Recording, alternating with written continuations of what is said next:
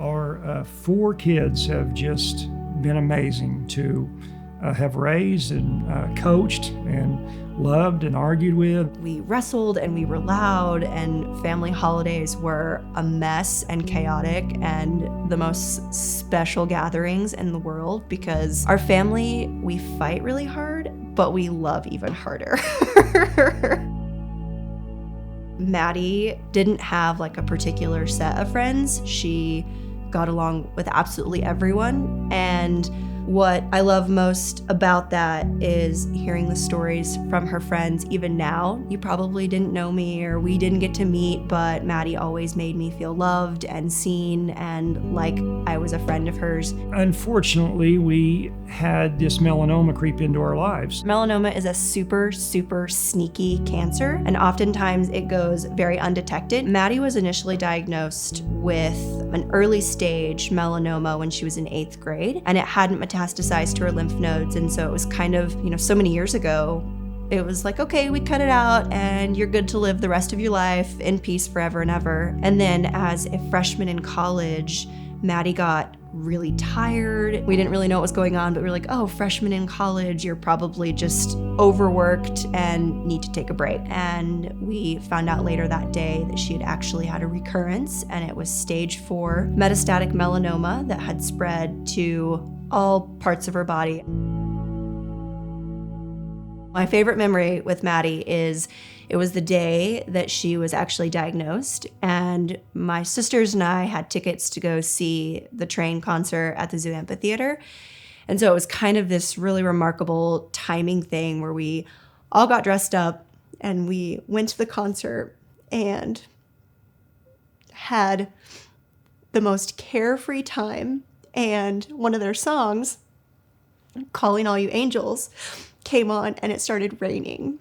And I just remember me and all my sisters just grabbing each other and dancing. And Maddie always wore the super bright red lipstick, and she wore these really fun, like gold bangled earrings. And we were just dancing and crying in the rain to this beautiful song, not knowing what was ahead of us, but certainly having an idea that things were about to get pretty hard.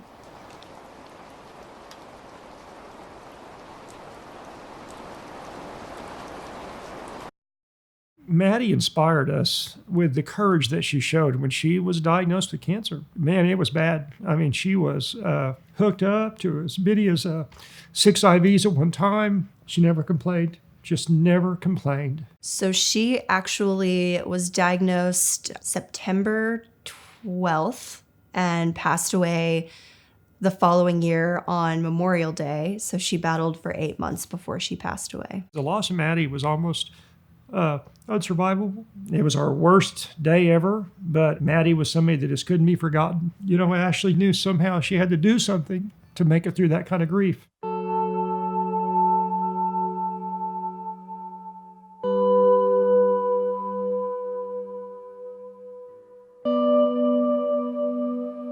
We all went to a race in Texas for a Miles Against Melanoma, and that was really the whole entire family drove down to Texas, and that's our first real venture into seeing somebody doing something to recognize melanoma.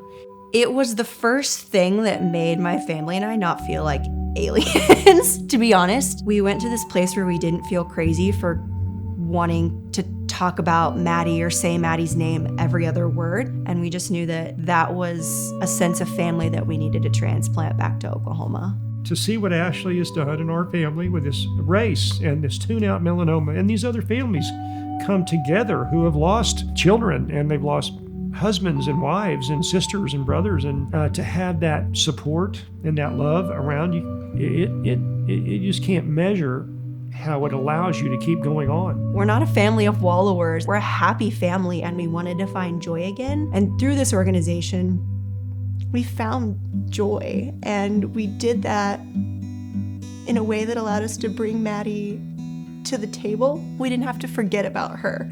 We didn't have to start these whole new lives acting like Maddie didn't exist. We created a life where Maddie just existed in a different way. It's the only thing that allows us to kind of survive and put one foot in front of the other, because we miss her every day, every minute of every day. We describe Maddie as like our extraordinary experience, taking that resiliency that she had and translating it into my life. I know that everybody says that everything happens for a reason, and I still don't know that anybody can convince me that that's true, but what I do believe is that when these unexplainable, terrible things happen to you, that you have a choice and you can either pull the covers over your head and stay in bed and just be buried by grief, or you can get up out of bed and you can say that person's name and you can inspire change. I might not be able to walk with Maddie like hand in hand, but I certainly feel her spirit and her resilience and her perseverance to make an impact. We have this joke that whenever Maddie was alive, she would always say, like, you people are working for me. Like, Dad, you work for me. Ashley, you're working for me. And it's funny because now that she's passed away, I'm literally still working for her. And I love it. And I don't think I could ever give up this non-paying job for people to know that you have a choice when tragedy strikes and you can make change, because I don't want anybody else to lose their Maddies ever. When the lights all